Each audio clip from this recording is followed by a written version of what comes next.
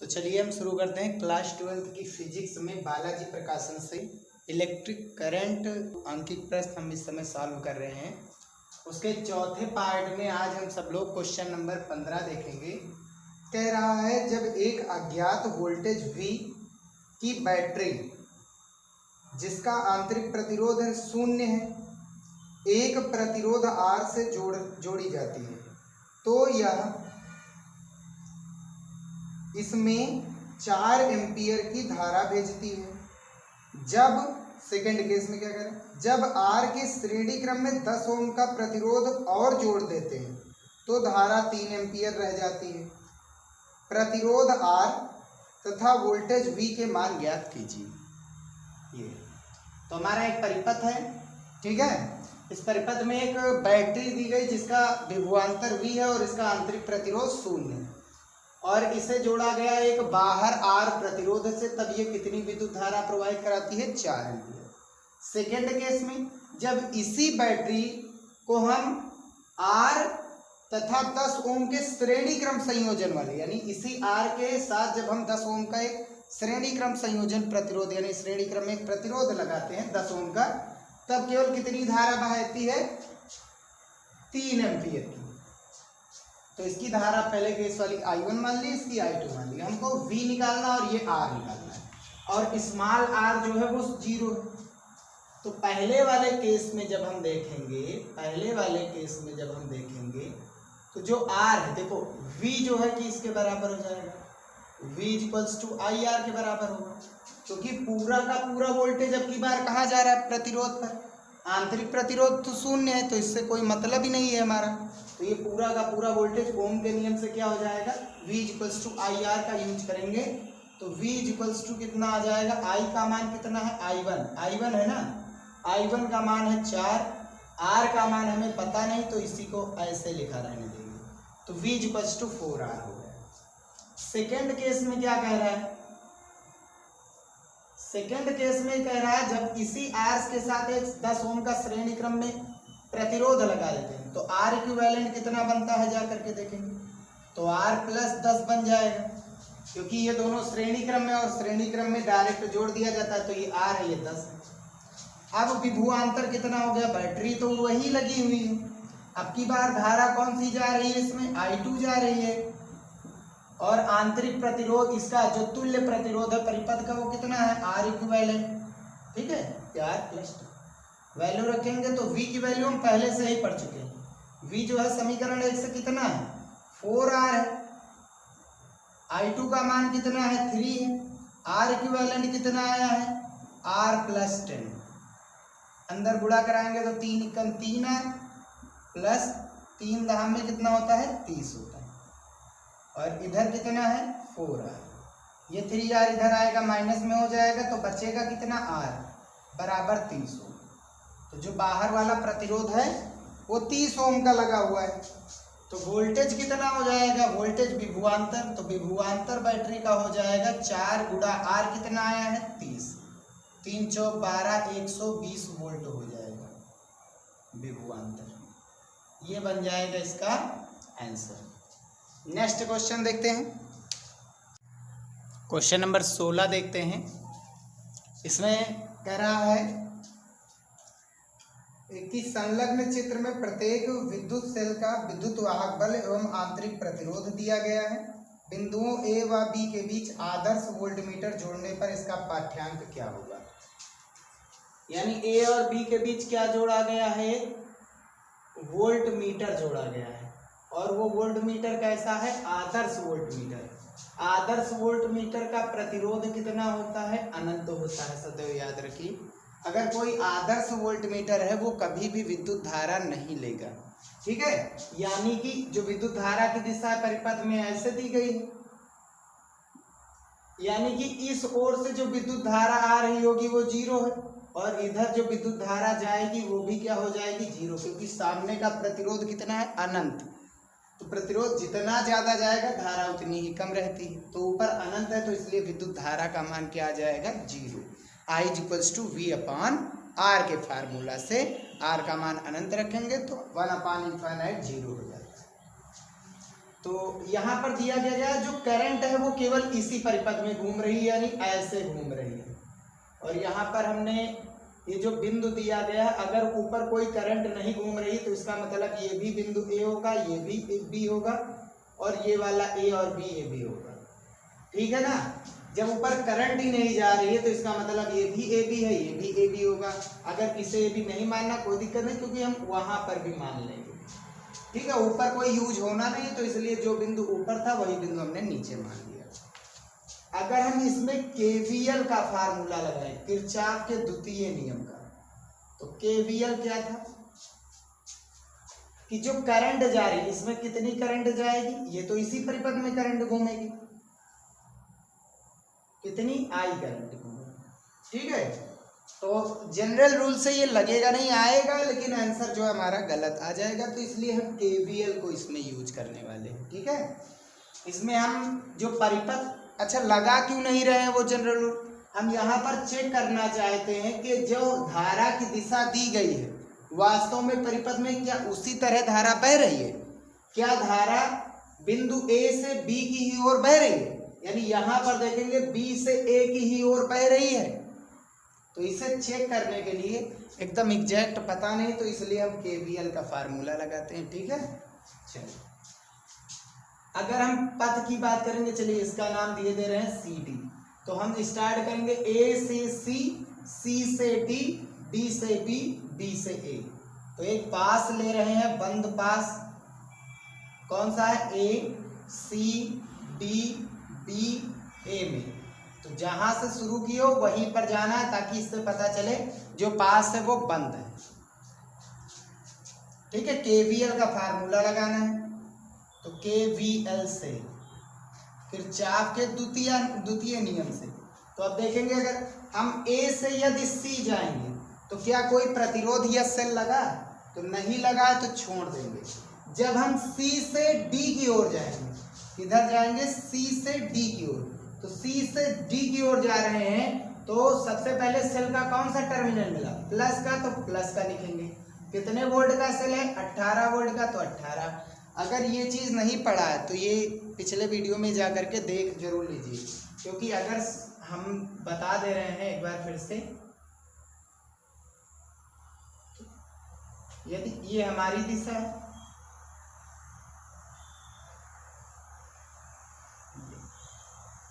ये भी ईएमएफ ई है, ये ईएमएफ ई है। यदि हम जिस ओर जा रहे हैं बैटरी का प्लस मिल रहा है तो प्लस ही, माइनस मिल रहा है तो माइनस ही। अगर हमारी दिशा और धारा की दिशा सेम है, हमारी दिशा देखो हम जिस ओर जा रहे हैं उसी ओर करंट है, तो प्लस का आई आर लेंगे।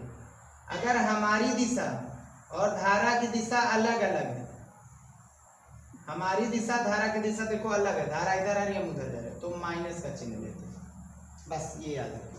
तो पहले सेल का क्या मिला, प्लस, अगर सेल का प्लस मिला तो प्लस का लिखते हैं। ठीक, देखो धारा भी इधर जा रही, हम भी इधर जा रहे हैं, तो इसका मतलब प्लस का चिन्ह। धारा कितनी है, आई, प्रतिरोध इसके संगत कितना है, 2, तो आई इंटू आर प्लस का जाएगा, तो ये प्लस लगाओ चाहिए।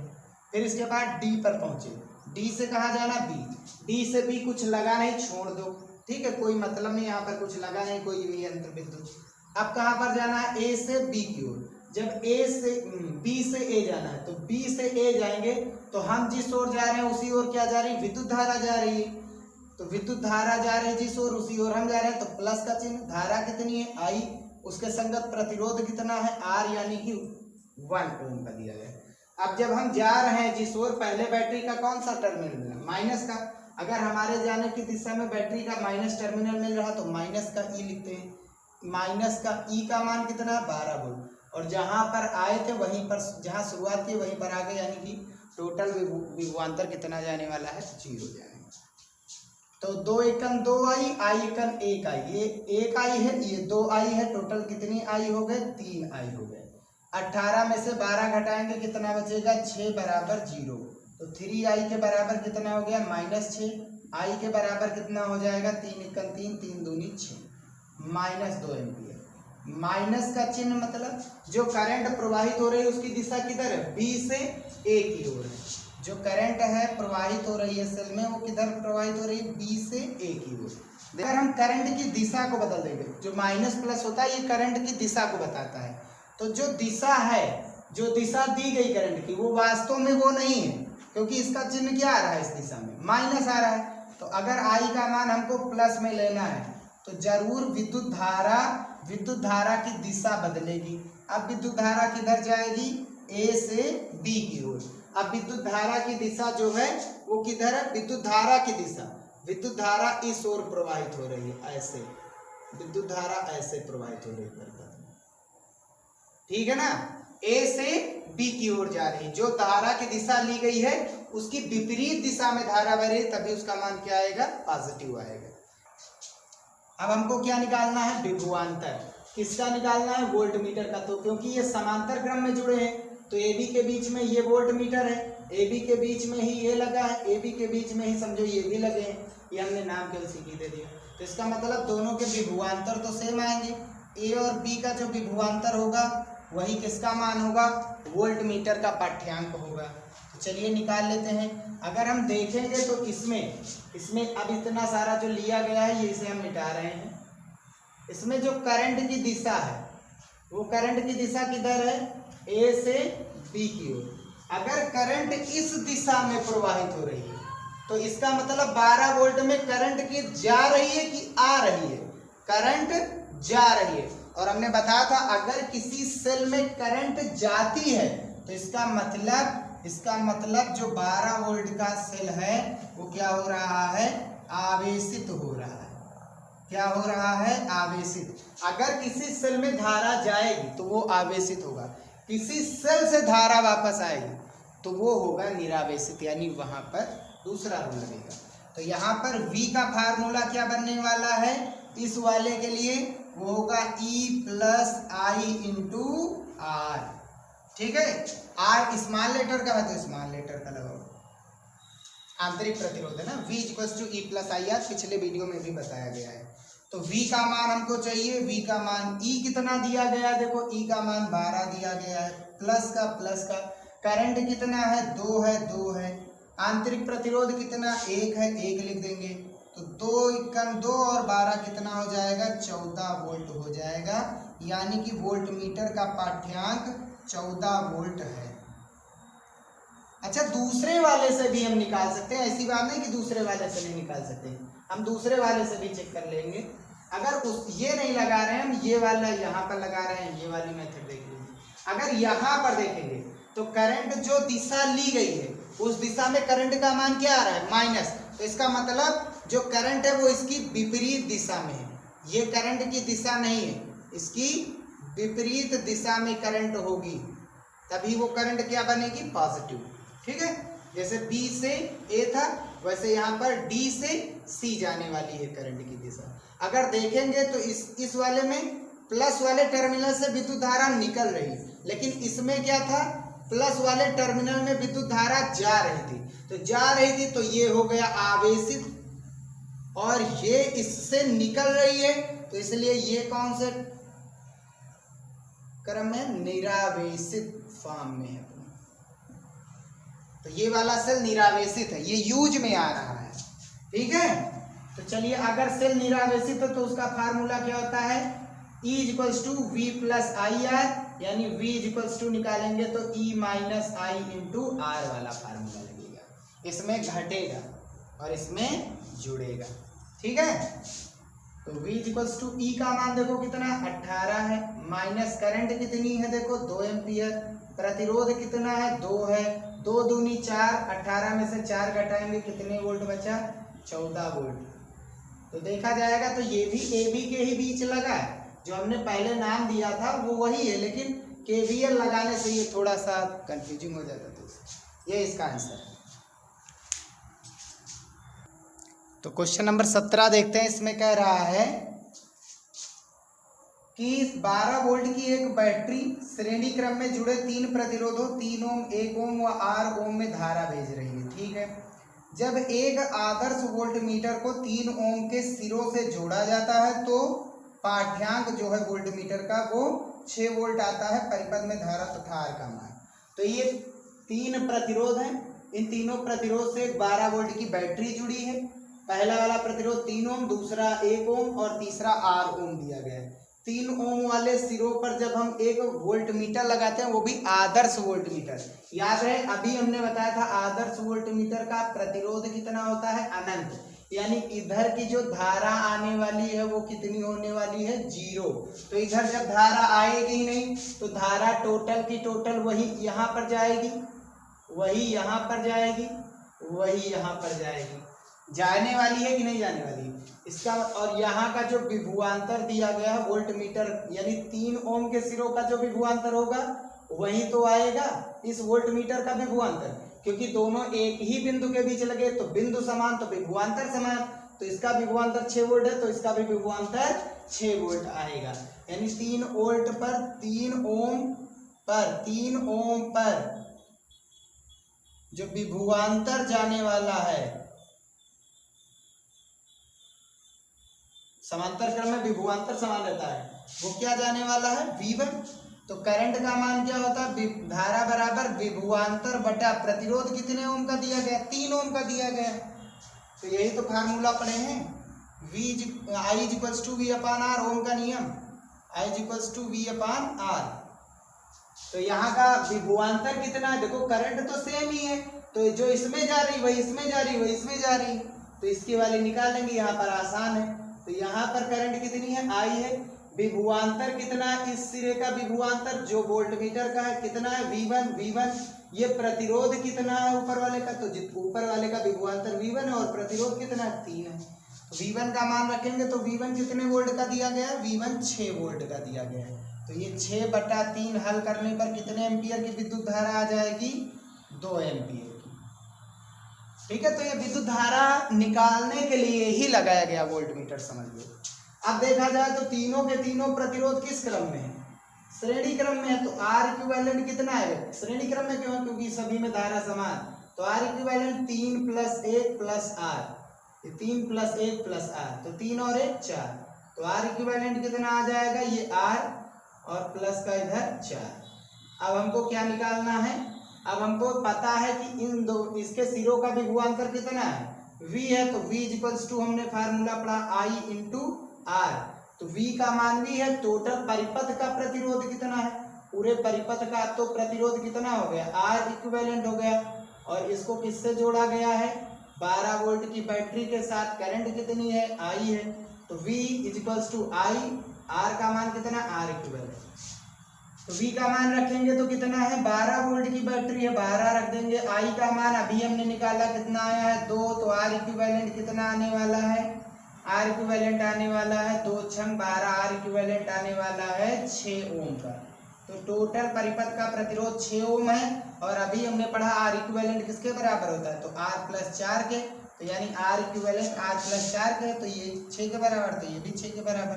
तो R बराबर निकालेंगे, 4 इधर आएगा माइनस का, यानी कि 2 ओम हो जाएगा।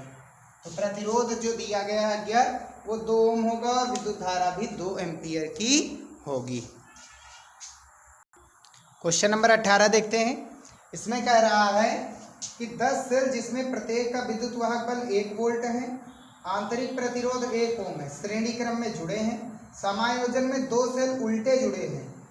समायोजन को 2 ओम बाह्य प्रतिरोध से जोड़ दिया जाता है। परिपथ में धारा का मान ज्ञात कीजिए।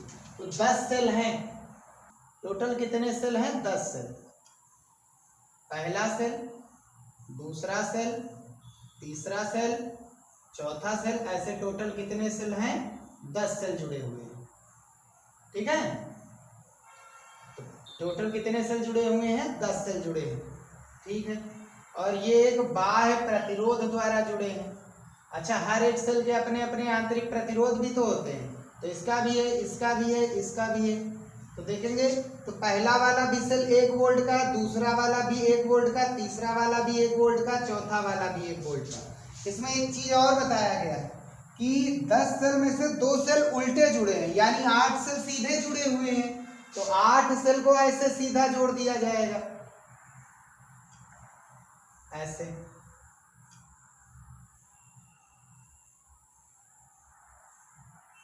कितने हो गए, 1 2 3 4 5 6 7 8, तो ये हो गए।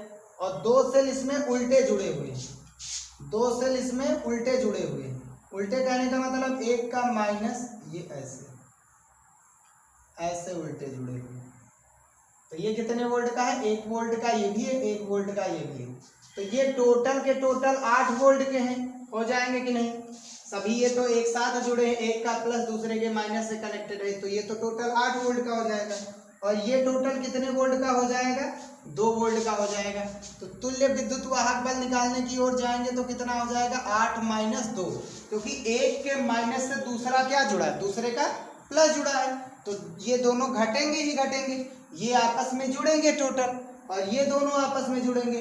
तो क्योंकि इसका माइनस इसके माइनस से जुड़ा है, तो ज्यादा वाले में से कम वाला घटाओ। तो ये कितने वोल्ट का बचा? 6 वोल्ट का बचा सेल का विद्युत वाहक बल। अच्छा, आंतरिक प्रतिरोध कितना होगा? आर इक्विवेलेंट, पहले वाले का आर रहेगा, दूसरे का भी उतना ही रहेगा, तीसरे का भी।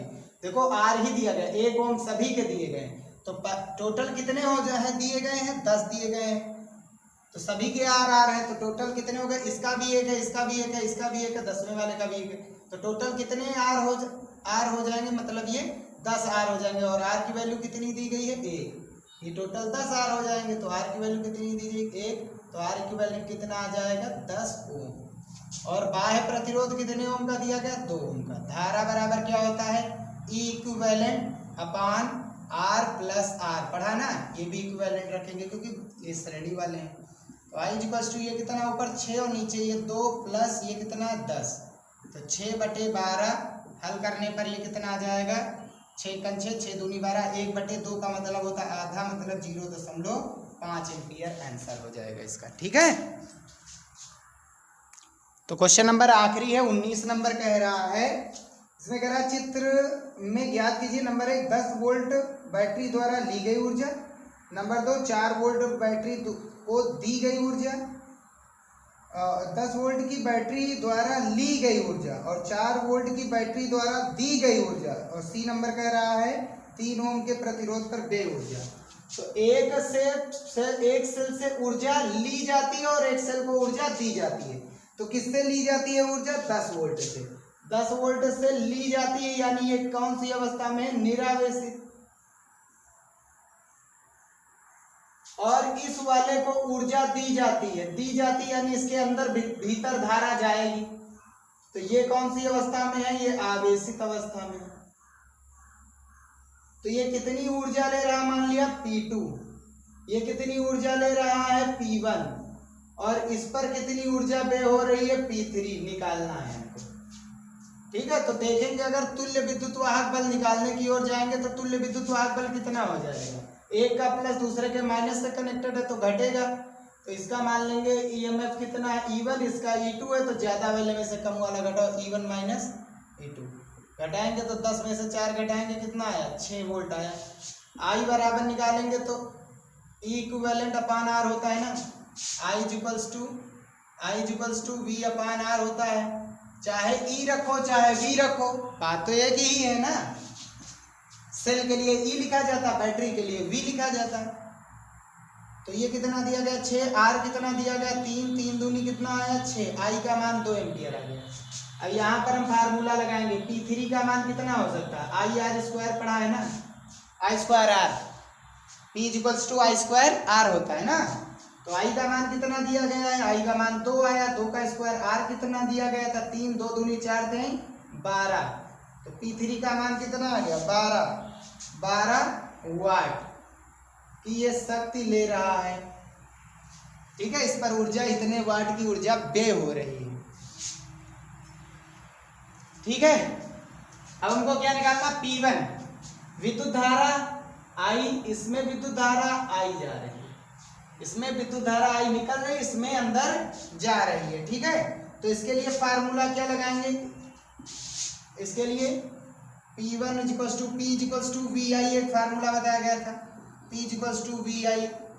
तो इसके लिए शक्ति कितनी? P1, और विद्युत वाहक बल कितना है? E1, और इसमें धारा कितनी जा रही है? I जा रही है।